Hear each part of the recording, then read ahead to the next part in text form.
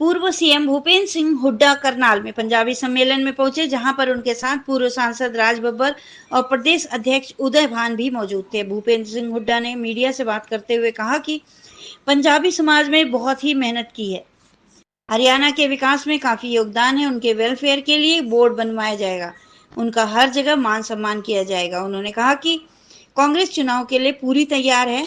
भूपेंद्र सिंह हुड्डा ने कहा कि बीजेपी के थोथे नारे हैं। हुड्डा ने निशाना साधते हुए कहा कि अक्टूबर 4 बीजेपी हरियाणा से बाहर।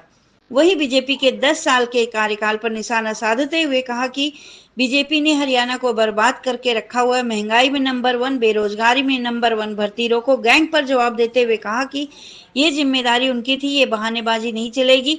ये हरियाणा कौशल रोजगार निगम के तहत कच्ची नौकरी दे रहे हैं, युवाओं के साथ मजाक हो रहा है।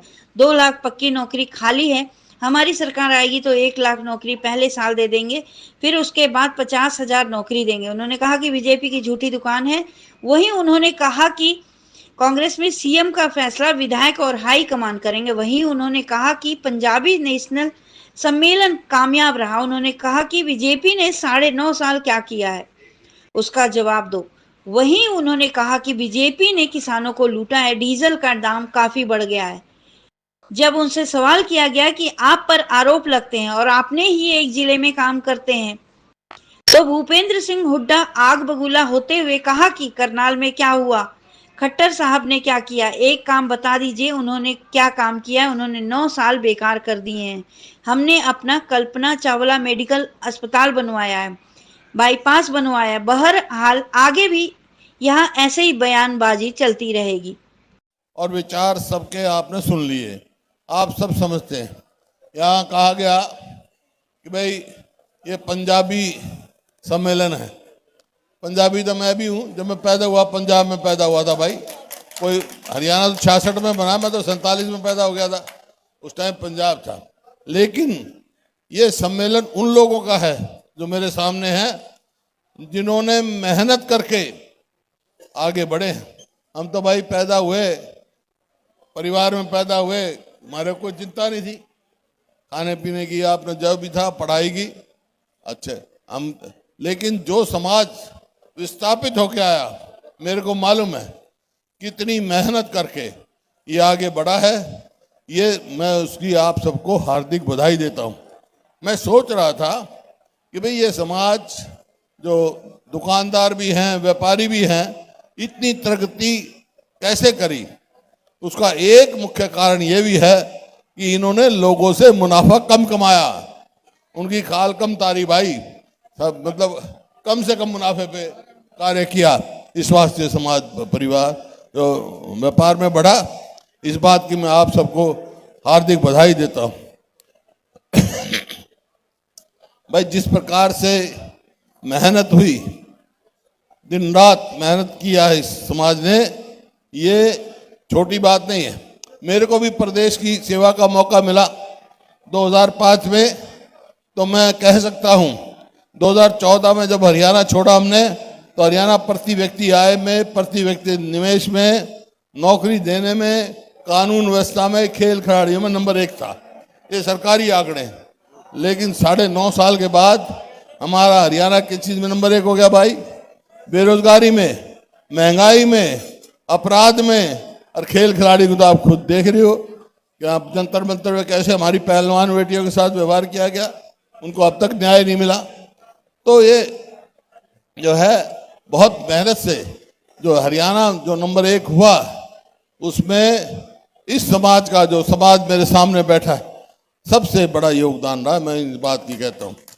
अगर आपने कंधे से कंधा मिलाकर, चाहे मेरे को मौका मिला, चाहे साथियों ने बताया, चाहे राज्यसभा हो, चाहे पब्लिक सर्विस कमीशन हो, चाहे सबॉर्डिनेट सर्विसेज कमीशन हो, चाहे इंफॉर्मेशन कमीशन हो, जहाँ पे भी मौका मिला, मैंने समाज को पूरा मान सम्मान दिया। क्योंकि ये कोई आपका ये नहीं है, आपका अधिकार है, आपका कार्य है, आपका खून पसीने की जो कमाई है, जिस प्रकार से आपने अपने आप को उठाया है, वो है। मैं तो इस बात में कोई संकोच नहीं करता। जब ये आप समाज आया यहाँ, हमारा समाज पिछड़ा हुआ था, आपने बहुत कुछ सिखाया है यहाँ के समाज को, बहुत कुछ सिखाया है। बहुत आगे बढ़ाया है। इस बात के लिए मैं आपका धन्यवाद हूँ। मेरे को मालूम है, मैं तो बचपन से वहाँ जो रोहतक में कैंप है उसके साथ ही मेरा मकान है, तो मैंने देखा है आप लोगों ने हमारे को बहुत कुछ सिखाया है और आगे भी सिखाएंगे, रास्ता दिखाएंगे। भाई आज मदन लाल ढींगरा जी की बात है, उनको तो मैं नमन करता ही हूँ और इसी वजह से 13 सेक्टर में मैंने उनका स्टैचू बनाया था, क्योंकि वो पहले वो है जो देश की आज़ादी की लड़ाई शुरू करी, जिन्होंने देश में जज्बा भरा संघर्ष का। लेकिन मेरे को पता लगा जब यहीं से विधायक और मुख्यमंत्री मनोहर लाल खट्टर जी उस स्टैच्यू को इंद्री ले गए, कभी ऐसा नहीं सुना। आपको पता होगा, ठीक है ना ये बात। मैंने कल्पना चावला जी के नाम से, हमारे को गर्व है हमारी बेटी पर, उनके नाम से मेडिकल कॉलेज बनाया। तो ये सरकार आई, इन्होंने यूनिवर्सिटी बनाने की बात की तो नाम बदल दिया। मैंने कहा ये नहीं बदलना चाहिए था नाम जिसका भी आप रखो, उस जिसका आप मान सम्मान करना चाहते हो और कोई संस्था बना दो उनके नाम, लेकिन कल्पना चावला का नाम नहीं बदलना चाहिए था। तो ये आपके सामने है भाई, ये तो खुद आप देखो कि आपके समाज की इज्जत कौन करता है, किसने की। मैं तो जहां तक मेरा सवाल है, मैं एक बात कह के जा रहा हूं, कांग्रेस की सरकार आएगी तो सबसे पहला हमारा काम होगा विस्थापित समाज के वेलफेयर बोर्ड बनाने का काम होगा, ताकि हमारा वेलफेयर हो, जो किसी की कठिनाई है वो दूर हो। और आप में से ही जो आप सब यहाँ नेता हैं उनमें से ही उसका चेयरमैन बनाएंगे, ताकि आपकी तकलीफ दुख तकलीफ लेकर आगे चले। और भी जो समाज की कठिनाइयाँ हैं दिखते हैं, मेरे को मालूम है रीसेटलमेंट हुआ, बहुत सारे लोगों को मिला, बहुत सारे लोग रह भी गए, तो सबका ठीक तरह से रीसेटलमेंट हो, उसके लिए वेलफेयर बोर्ड हम बनाएंगे, ताकि हमारा समाज जिसका इस आज के हरियाणा बनाने में, निर्माण करने में बहुत बड़ा सहयोग है, उसका हम पूरा मान सम्मान करें। कांग्रेस की सरकार आएगी तो समाज को पूरा मान सम्मान और उचित स्थान मिलेगा, ताकि हम आगे बढ़ें हर चीज़ में। हमने राज्यसभा हो, हर जगह मैंने प्रयास किया कि आपके समाज को स्थान मिले, आगे भी यही हम प्रयास करते रहेंगे। और एक बात कह के जा रहा हूँ, ये जब तक प्रगति कैसे करेगा प्रदेश, जब कानून व्यवस्था ठीक होगी। 2005 में भी ऐसी परिस्थिति थी, जेलों से राज चलता था। मेरे को मौका मिला, मैंने कह दिया था बदमाशों, या तो बदमाशी छोड़ दो या हरियाणा छोड़ जाओ। आज वही परिस्थिति है।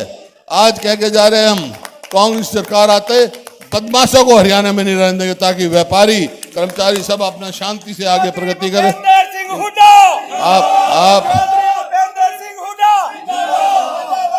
आप इतनी संख्या में आए, मैं सबका आभारी हूँ, अरोड़ा साहब का भी, बत्ता साहब का भी, मेहता साहब का भी, सबका जिन्होंने योगदान दिया। और मेरे को मालूम पड़ा है कि हर शहर से आए हैं, सारे हरियाणा से शहर से आए। मैं सबका बहुत बहुत आभार व्यक्त करता हूँ और आगे आपको सबको शुभकामनाएं देता हूँ। हाँ, जो वहाँ से विस्थापित होकर आए हमारा भाई, उन्होंने बहुत मेहनत करी और उनको पूरा मान सम्मान, उन्होंने हरियाणा के विकास में बहुत योगदान दिया है। इस वास्ते हमने कहा है कि उनके वेलफेयर के लिए बोर्ड बनाएंगे और उनका हर जगह पूरा मान सम्मान किया। जी, चुनावी बिगुल बच चुका है, ऐसे में कांग्रेस की क्या तैयारी है? पूरी तरह तैयार है, बता देंगे जी। कल इंद्री में मुख्यमंत्री नायब सैनी थे, उन्होंने नारा दिया है कि तीसरी बार बीजेपी सरकार। उनको थोते नारे हैं, अक्टूबर 4 बीजेपी हरियाणा से बाहर। जी सर, 10 साल का कार्यकाल बीजेपी का हो चुका है, तो ऐसे में कैसे उसको देखते हैं? हरियाणा को बर्बाद करके रखा है। आज पूरे देश में महंगाई में नंबर 1 है और बेरोजगारी में नंबर 1 है, और इस प्रदेश को सोशल प्रोग्रेसिव इंडेक्स ने असुरक्षित डिक्लेयर किया।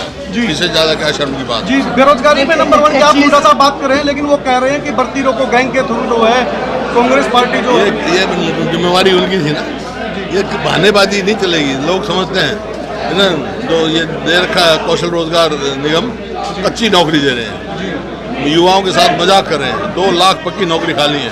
हमने कहा हमारी सरकार आएगी तो 1 लाख पहले साल करेंगे, 50,000 हर साल। सर मुख्यमंत्री कहते हैं कांग्रेस की दुकान का सामान खत्म हो चुका है, इसलिए झूठ। झूठी दुकान है मुख्यमंत्री की, जो है ना झूठी दुकान उठाए फिर रहे हैं, झूठ की दुकान है। सीएम के रूप में कौन बनेंगे अगर कांग्रेस की सरकार बनती है? दीपेंद्र या आप? एमएलए करेंगे फैसला, हाईकमांड करेगी फैसला, ऑब्जर्वर देखेंगे, समझे।